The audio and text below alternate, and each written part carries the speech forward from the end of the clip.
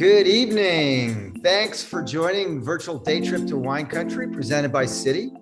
I'm Sam Kimball from Crush Wine Experiences. And today we are doing an express version of Virtual Day Trip to Wine Country. We're going to the Languedoc wine region in France virtually, which is in the southwest of the country. And we're heading to the C'est La Vie winery in the Languedoc. Let me show everybody, welcome. I want to show you where we're headed on the map. Definitely interesting to see. We're all the way down in the southwest corner of France. A lot of the Languedoc borders the Mediterranean. So you can see way down at the southern end of the country, and an absolutely beautiful part of the world and a prolific wine growing region. We're here for some surprisingly, shockingly good and very price accessible French wines from the Languedoc. 3 different styles: white, rosé, and red. These wines are notably from a winery, C'est La Vie winery, that's owned by Albert Bichot, which is one of the world's most famous Burgundy producers, Burgundy winemakers. And Albert Bichot has a very interesting pedigree and background. We're going to learn more about that from our special guest who's joining me momentarily. But the calling card of Albert Bichot is simple. It's about the terroir. It's all about the combination of the factors of the soil, the climate, and the sunlight that give wine grapes their life. If you're interested to find out about Albert Bichot, this famous Burgundy maker, you can visit albert-bichot.com, and Bichot is BICHOT.com. And I should also say that tonight we are coming to you from the North Fork Crush Wine Store in Greenport, New York. And so unlike other evenings that many of you have joined us, we are going to have our guest with me right here in the store. In fact, what I'm going to do is I'm going to go to my background and I'm going to say no background, and you'll see behind me, here we are in the wine store. So that is an exciting change, and we're really thrilled about it. I want to welcome everybody again. Thank you so much for joining us. Please feel free, as always, to ask any questions along the way during the session. Just do that in the chat if you would, and we will answer questions live and on the fly. As I always like to say, please interrupt us. And also, if you would, hit the chat right now and let us know where in the world you are tuning in from. We love to see that. So this is an express version of Virtual Day Trip to Wine Country. I am so pleased and privileged and grateful to have a fantastic guest speaker with us tonight, Jen Brady. She's the district manager of Albert Bichot and, of course, a brand ambassador for C'est La Vie Wines. Welcome, Jen. Come on in. It is great having you here. Thank you so much for joining us. Well, thank you for having me. I appreciate it. Absolutely. It's my pleasure. And this is a first that we're doing. We've done a couple of these from wineries before where myself and the guest were right there in the winery, but this is the first where we're doing it at a retail store. And so my first question for you is, you work for an iconic, I mean, really, frankly, a legendary wine producer in France, Albert Bichot. So tell us a little bit about Albert Bichot, the company, the brand, the history, because I think people should know the provenance, the ownership of this C'est La Vie wine brand. Yeah, absolutely. I feel very privileged to work for the family. So they are a 6th generation family-run, family-owned Burgundy house, which is actually pretty rare these days. They've been making Burgundy since and making wine since 1831, so almost 200 years now. Albert Bichot is at the helm now. He is probably the most down-to-earth person you would ever meet. You would never know that he was coming from such a, I think you described it well, as a sort of a legendary family. Yeah, exactly. Yeah. So we have about 250 acres of our own vines, where we are farming organically as well, which is we're actually the largest organic farmer in as far as a winery in Burgundy. So we're actually leading the way, which is really exciting.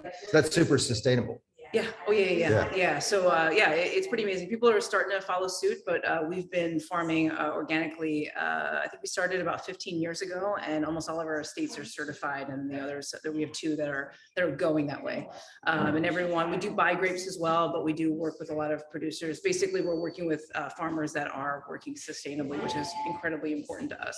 And if we can, obviously, buy organic as well.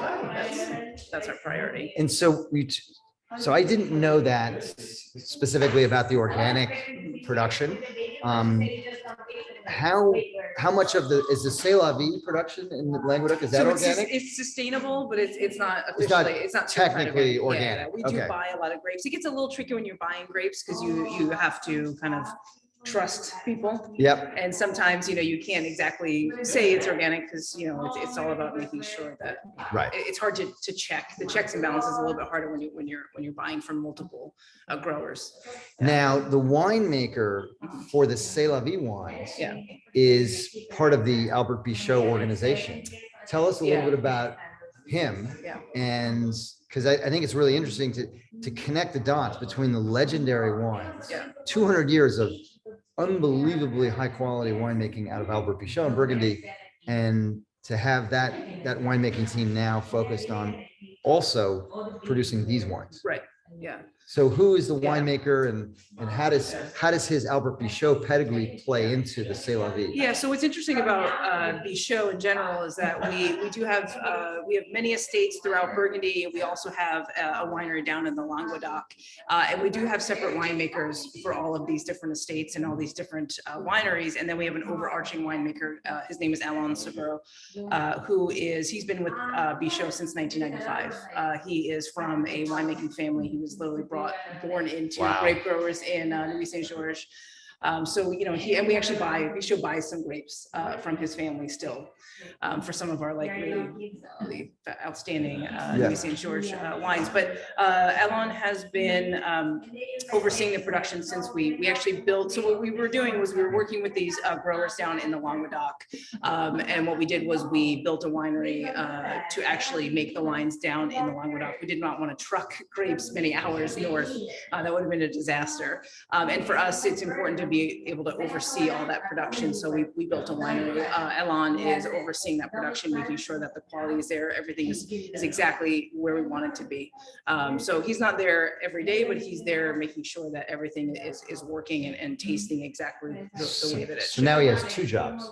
So we have 6 estates in Burgundy, and then we have the project down in the Languedoc, and we also work with the family down in Languedoc. So he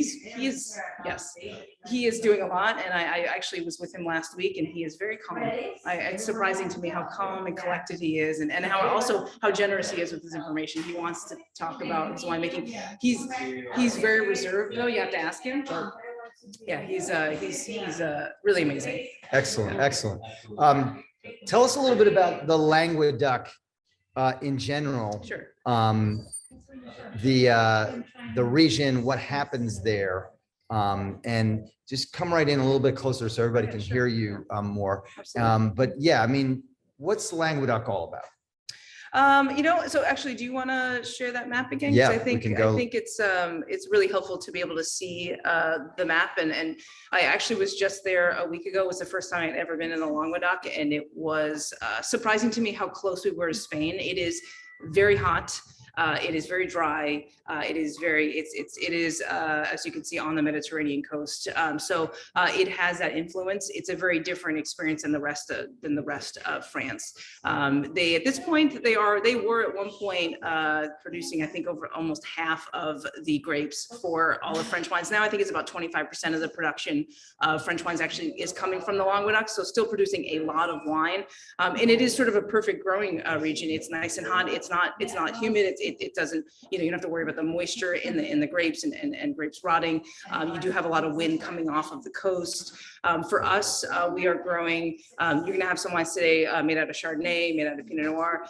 It is very hot. So for us, we're not growing lower, like down in the valley for those grapes. We're actually growing up in the mountains where it's a lot cooler. So even though it's pretty hot, we are growing up in higher elevation. I'd say about 800 to 1,000 feet up in elevation. So again, hot, but not nearly. It's still pretty cool for those grapes, and it actually gives you a very long growing season, which is ideal. Yeah. So folks watching can see my cursor a little bit here. Where would we put that for Burgundy? Like how much further north is that? So Burgundy is about here. Up and to the right. Yeah. So you're much closer to the cooler parts of the country. And the German and the Hungarian border. And the terrain is very, very different. It's more, that's a continental climate. Down in the south, you've got what they call I can't remember the name, but it's the Garrigue, this herbs de Provence. You've got just wild herbs everywhere because it's such a hot Mediterranean climate. Yeah, you go north to Burgundy. It took us about 5 or 6 hours to get up there from Languedoc. Yeah, and it's a completely different climate. It's night and day. So much warmer climate it's in hot. Languedoc. Yeah, it's hot. It's hot. Yeah, but like I said, we are growing grapes up in the mountains where it's a bit cooler. I'd love to show everybody a couple of other shots here of just the Bichot. This is up in Burgundy here, so you can sort of see, you can get a little sense of the weather and what it's like there from some of these photos. Tell us a little bit about what's happening. And this is harvest, obviously, right? It is harvest. So obviously small production. This is actually from a chateau called Chateau Gris. It's a very small, we only have a few, I think we have about 5 hectares up there. And it's a monopole. Basically, we are only producing very small amounts of Chardonnay and Pinot Noir. It's in Nuit Saint George. So yeah, and I think you have a picture of the way we farm up there, which is very amazing because the vineyards are so old, they're so narrow, and it's also incredibly steep, so we can't use tractors. And I think you have a picture. Is there a shot in here? Yeah, so that's actually, that's how we plow. Are there, the horses are still? We have 3 horses. I don't remember their names, but they know, yeah. Everyone knows them. They are like their family. And they know the blocks. They know the vineyard. Absolutely. Yeah. That's that's how we still farm. And so this is a little bit of like the wine cave. Yeah, which actually I was just there as well last week. Yeah, it's amazing. That one you can actually see the sign. Most of the signs have been there for so long that they're illegible. Is that right? Yeah, I have no idea. I mean, you can see here, like these are 60-something-year-old bottles. Yeah. The labels they're are for gone. the family. Apparently, the labels are gone. We can't have them. Yeah. But the corks look like they're in good shape. Yeah, super interesting. I don't think we have that picture handy of the hilly nature of it. But certainly, I mean, this is the original chateau. Yeah, this is one of our chateaus. I actually think that's where Albert Bichot lives. The current head of the company. His family lives there. Yeah, it's amazing. It's nice work if you can get it. Yeah. Excellent. All right.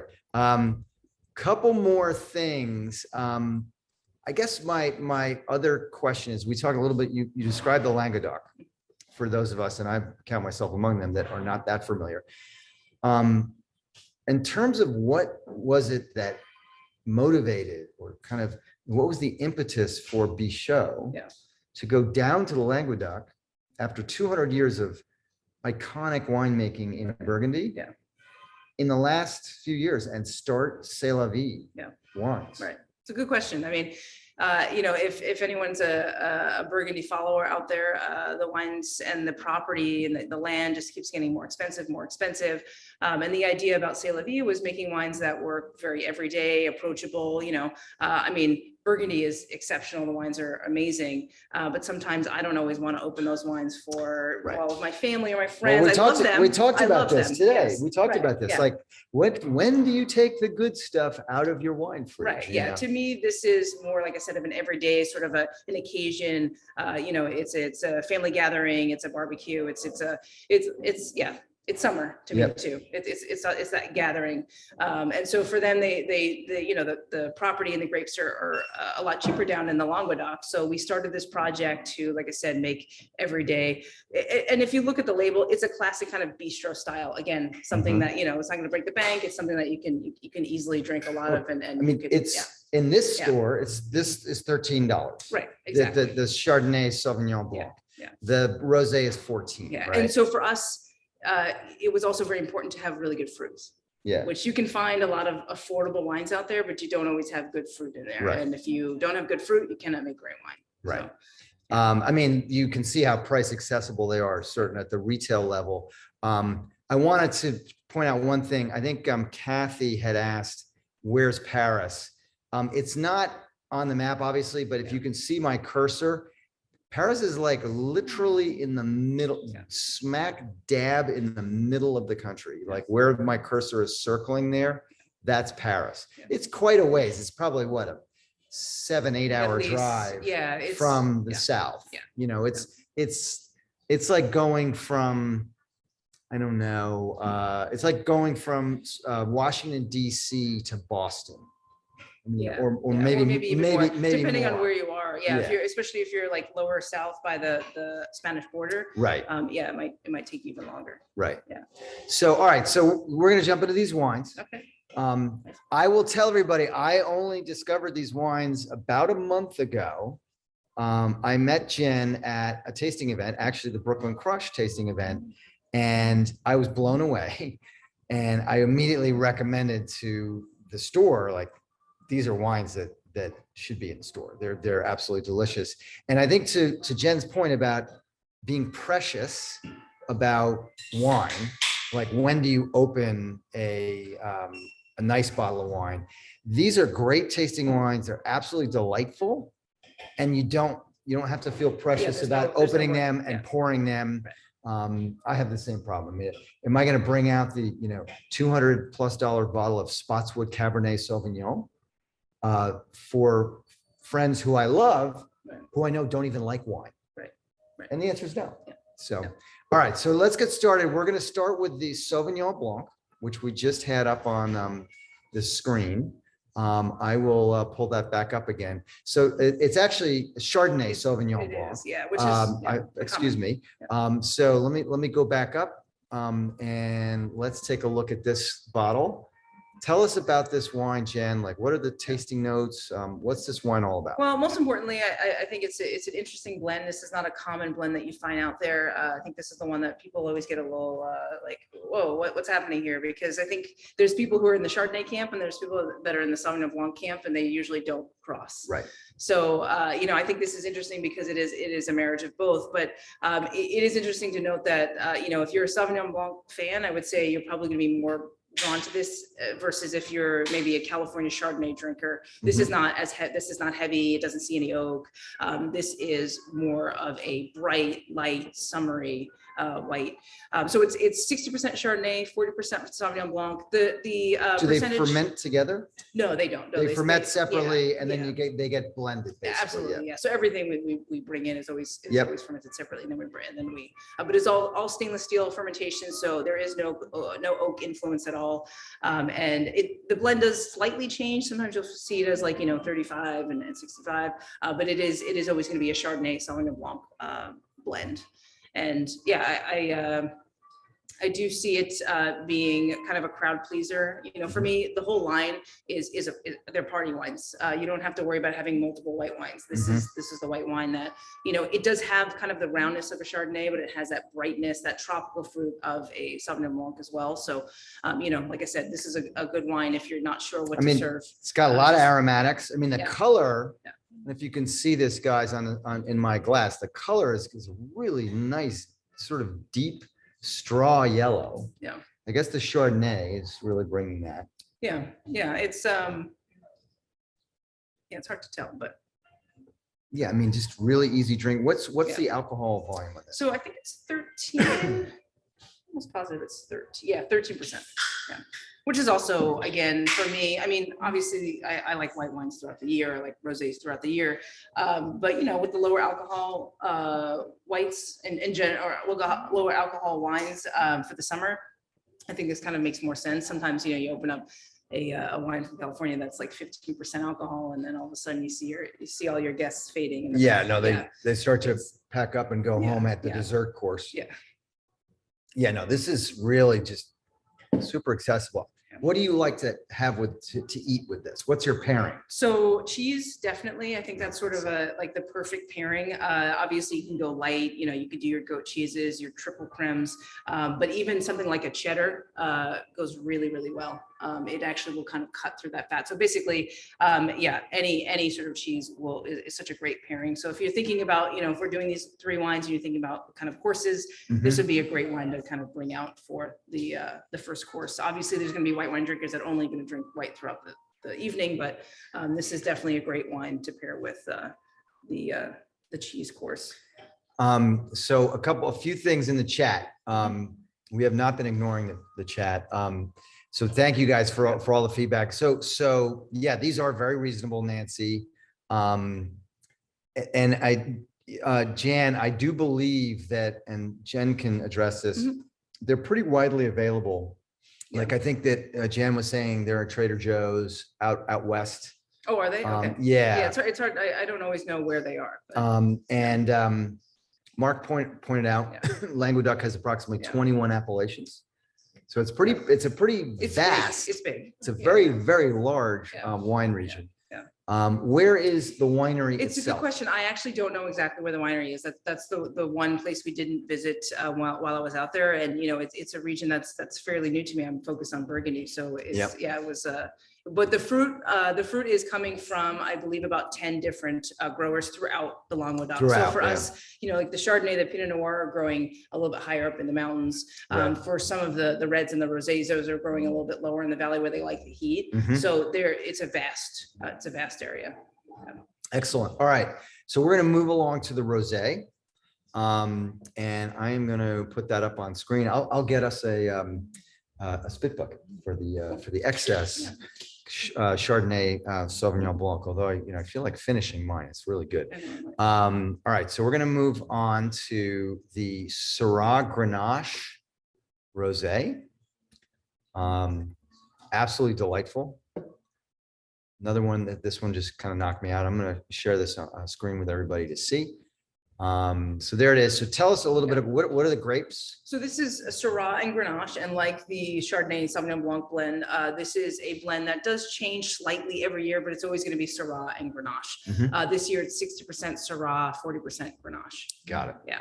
And what's interesting to note about this region and basically a lot of the south of France is that it is it's using not only French grapes, but also Spanish grapes. So Grenache or Garnacha is actually from Spain. And, you know, going there last week for the first time, I was very, very surprised at how close they are as far as terrain and also as far as climate and also as far as culture. So it makes sense for them to be blending these grapes. And also in that area, Syrah, Grenache, they like the heat. So it also, again, makes sense. So you'll find a lot of Rhone and also Spanish grapes growing in the Languedoc. So. Awesome. All right, let's try it. Yeah. Oh yeah. What a color. I love the color. Yeah. So, you know, there's a lot of rosés out there, obviously from France, from the south of France. Provence obviously is the most famous. You know, with the price points like not even slowly, they kind of just skyrocketed. It's kind of crazy. Which is crazy. You know, this is to me definitely sort of in the style of a south of France, but not nearly as delicate as a Provence. So much more of happy exactly. fruit. Yeah, I'm just thinking happy and fruit. It's a little bit bigger than a Provence rosé. Yeah. By the way, the Chardonnay Sauvignon Blanc, I would also pair with a lobster roll. Yeah, there you go. Yeah. And I might do the same with the rosé. Yeah.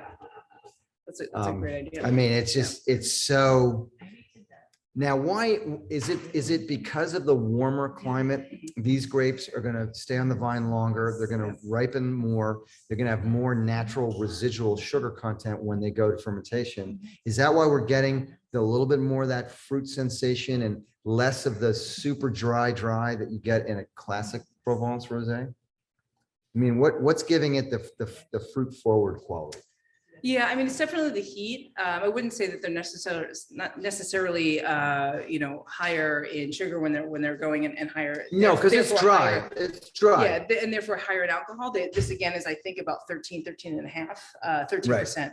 But yeah, it's the heat. You know, that heat will actually, it'll produce bigger fruit flavors in the grapes. So now you go to France all the time. Well, yeah, Provence is not as hot as Languedoc. It's pretty hot. It's pretty hot. Yeah, it's hot. So they're very similar. So there's something about the winemaking too. The style. There's a style. There's a style of Provence. They're doing a style thing there absolutely. that's making everything super dry.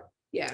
This, I mean, I love what the winemaker's doing here with giving this some fruit quality. Yeah. Because sometimes, I mean, this is going to sound very pedestrian, and it kind of is, but you know, a lot of the Provence rosés start to taste the same. You know, there's not a lot of distinction. I think there's just so much production happening out of there. They kind of end up being kind of thin. I don't think that was the original intention, but that's kind of what has happened. I mean, if you have like the Tavel style, you know, that's totally different. That's different. That's different. Yeah. All right, let's see what we got going here. You were suggesting that TJ's as a place to sell C'est La Vie. I don't know TJ's. I'm assuming that's a Northwest. Trader Joe's. Oh, Trader Joe's. I'm sorry. Yeah. As a place to sell. Well, it should. Yeah. We would love that. So if you have a connection to Trader Joe's, listen, you know, I mean, then you have a counterpart in the Northwest, or do you handle that? So we have a national accounts team. You do. Yeah, which is really, it's one person. Yeah, we're fairly small. Excellent. Yeah. All right, and what is your favorite food pairing for the rosé? Ooh, that's a good question. This might sound crazy, but I do tend to like burgers with my rosé. I like it. Yeah. With ketchup and like mustard and relish, or you go purist? I mean, personally, I like just ketchup, but you know, I'm not going to judge you if that's what you want to do. But yeah, I do tend to gravitate towards that. I think it's such a great summer pairing. It's interesting. Yeah. Evan, what do you think of that? Burgers and rosé? Oh, absolutely. You do burgers and rosé? All right. So we have a quorum. Perfect. We have a consensus. I've been approved. Cool. All right. So let's round the corner here and head into wine number 3. By the way, I would be remiss not to ask everybody watching, who has anybody had the C'est La Vie wines? Has anybody tried them? Just curious, asking for a friend.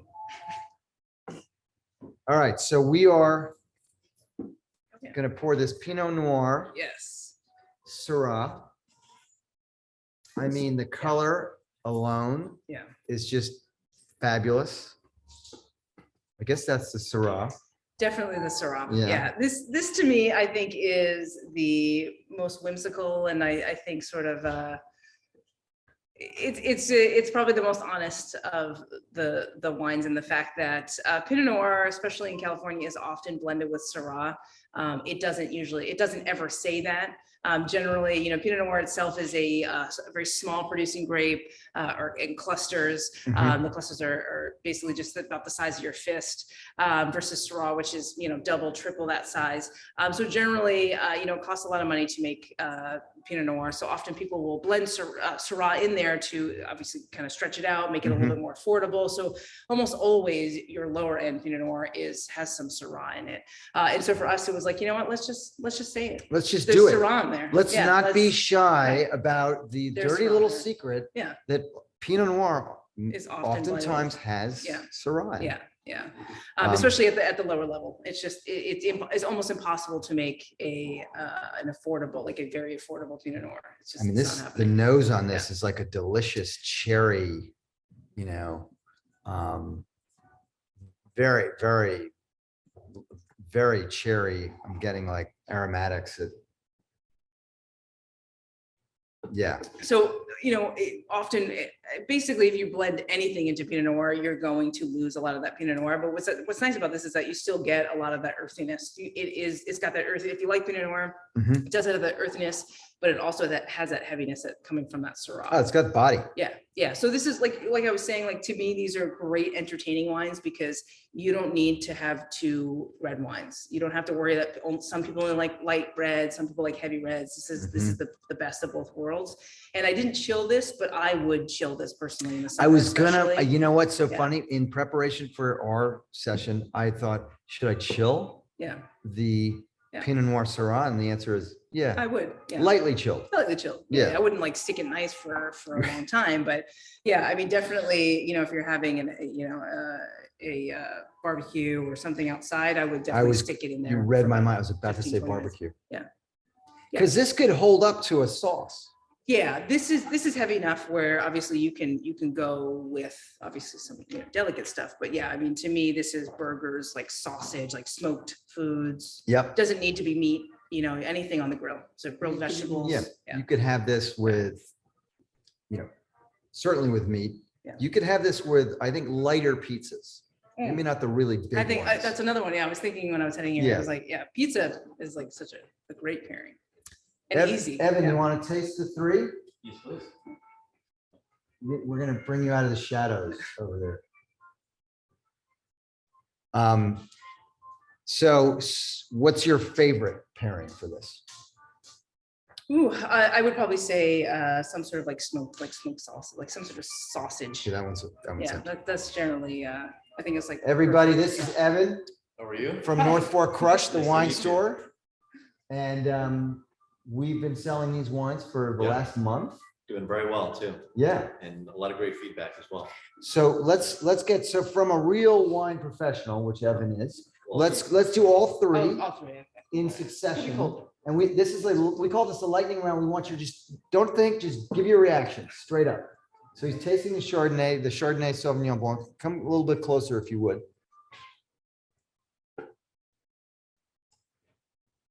I'm gonna simul taste with Evan. Here, I'll give you a rinse. All right. Wow. Chard Sauv Blanc. It's the first time you've had it. First time I've had it. Yep, go ahead. Definitely feeling the weight and texture of the Chardonnay. A lot Yep. of apple, green apple, great minerality on this one, especially at the price Awesome. point. Yeah. Absolutely, definitely drinks well above its price range. And kind of getting a little bit of the tropical note from the Sauvignon Blanc and a little that zippy acidity as well. Absolutely. Yeah, it has a little pucker. A little bit of zip. That's why I think the lobster roll. Yeah, I like that. All right. See now we're getting like completely unembellished, like spontaneous tasting notes. I love that. All right, so we're gonna do the rosé, Syrah Grenache.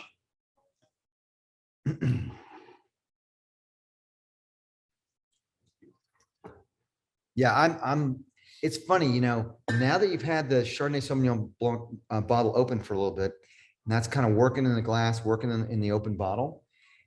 It's changing as we sit here talking.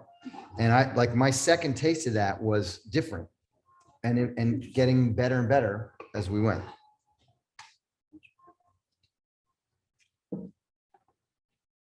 All right, rosé.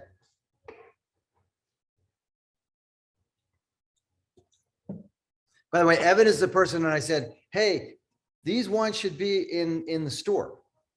And he, because he's like that, he said, okay, let's try it. Let's bring them in. But this is the first time he's had them. Quite delicious. Quite. It's certainly my style. I definitely like a little bit more. I wouldn't say it's really, really light or super austere. It's definitely got a little punch to it, a little bit of weight. Yep. What's the ABV? 13? Yeah, 13. Yeah, they're all. Yeah. Yeah, they're all 13. Refreshing. Certainly stands up to, you could do a little barbecue, pork, burgers, pizza, for sure. Jen said rosé with the burgers. I got to try the burgers with the rosé. Or like I had a tuna burger from next door. Next door? Perfect. Go Yeah, great. that would be a great combination. Tuna burger with the C'est La Vie Rosé, Syrah Grenache Rosé. All right, we're rounding the corner. Pinot Noir Syrah. Last, put you on the spot, lightning round tasting selection for Evan. And then we will then wrap up this express version of virtual day trip to wine country. Wow. Yeah, a lot of no's. Loving that. I didn't mention this, but the Pinot Noir Syrah is a 60% Pinot Noir, 40% Syrah, which it always is. 60% Pinot. Okay, got it. And I'm sorry, I wasn't listening Mhm. earlier. The grapes are sourced from vineyards. Yeah, throughout the month. Languedoc. Okay. Yeah. So we are growing some grapes up in, basically, we do purchase fruit. We have longstanding contracts with grape growers. So our Chardonnay, the Pinot Noir is coming from higher up where it's longer growing season, a little bit cooler. And then some of the grapes that really like that hot weather, the Syrah, the Grenache are lower. Diane, I apologize for Evan's plastic cup. We didn't, it was just totally spontaneous. So he doesn't have one of these fancy plastic cups. He's got a plastic cup. I don't get the star treatment. You should. You Should. you should get the star treatment. I'm loving this. This and the chill, to do the chill on this red is just a great thing. So nobody has had. Yes, Diane, you're correct. I agree 100%. A good glass will improve Absolutely. any level of wine. Absolutely. Yeah, these temperature wise, that's like a key. That's a key. This wine especially, to me, I mean, it's hard to smell out of this cup. Yep. Obviously, it's a nice glass. It's actually like very kind of perfumey and it's got some really nice floral notes. I think this would, in a real glass, be amazing. Yeah, be amazing. It's very good now. So I take it, because nobody said they had, I take it nobody watching has actually had C'est La Vie. How long have the wines been on the So market? we've been making the wines, it's been out between 12 to 14 years. So it's been a while, but Really? yeah, I mean, But how long have they been sort of actively marketed and promoted? that's a good question. Yeah, I mean, I came on, I came into the company about 3 years ago, and we sort of had a big shift. So I think, kind of we started small, and obviously we were still national. So I think we were in a lot of states, but we didn't have the presence, especially kind of working through distributors and realizing like who's a good partner and who's not. So Got it. Yeah. Got it. Jan mentioned Total Wines has the rosé, but they don't. It's interesting. They don't have the white or the. It depends. It depends on what Total Wine, I think. Yeah, So, okay. yeah, and I've noticed that because in New York we have different buyers. There are some national stuff, but there are different buyers. So there are some states where you might find all three Right. at a Total Wine. So Excellent. yeah. Awesome. Well, listen, Jen, this has been great. Thank you so much for doing this. Thank you. It's fun doing it in the store. I hope that it wasn't distracting to have people in the store and talking while we were on. And I apologize for being slightly distracted at that point myself. But it's really fun to get these three wines going. People are loving them. They're coming back in. They're coming back in and buying. Yeah. Oh, yeah. Second and third bottles. And I want to thank all of you guys for tuning in and watching. And we will see you very soon. We're going to take a little break in sort of the end of June here into July. We're going to, John says, do more from the store. All right, we will, John. I think we're going to get a microphone though, to like come down and so that you can really just hear us. And even if there's people kibitzing in the background.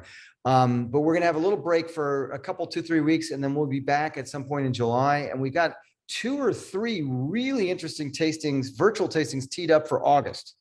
And they'll be on Wednesdays at 7 o'clock. So thank you so much, everybody, for supporting us. It's great to hang with you guys.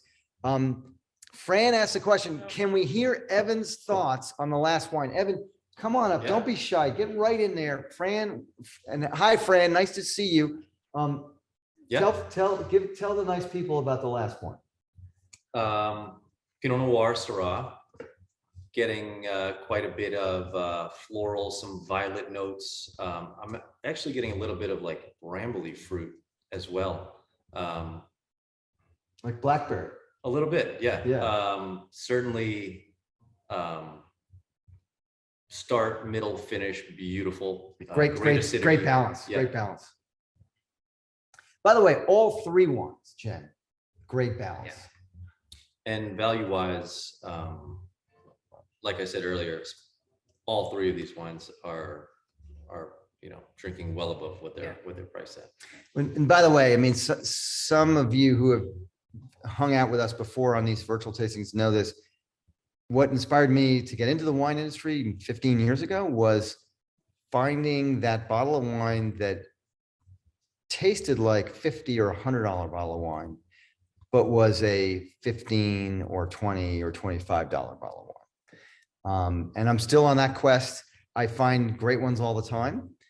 They're not everywhere, but what struck me about C'est La Vie was, I mean, they're just, as I said today, I sent an email to our subscribers saying, these are the best French table wines of 2022 in my mind. So there you have it. Well, thank you everybody for tuning in. Jen, thank you for coming out to the store. Thank you for doing this. I really appreciate it. Everybody wish Evan congratulations. He and his wife just had a baby 5 days ago. Yep. And we coaxed him back in to hang with us for 45 minutes during the tasting tonight. I'm a little tired, pardon me. But you look happy. I am happy. I'm not very sharp right now, but I'm happy and very tired. You sounded good. Thank you. Good. Excellent. All right, guys. Thank you so much. We will see you soon. Congratulations, Evan. I second that thought. And thank you for tuning in, and we will see you very soon. Be safe, everybody. Enjoy wine.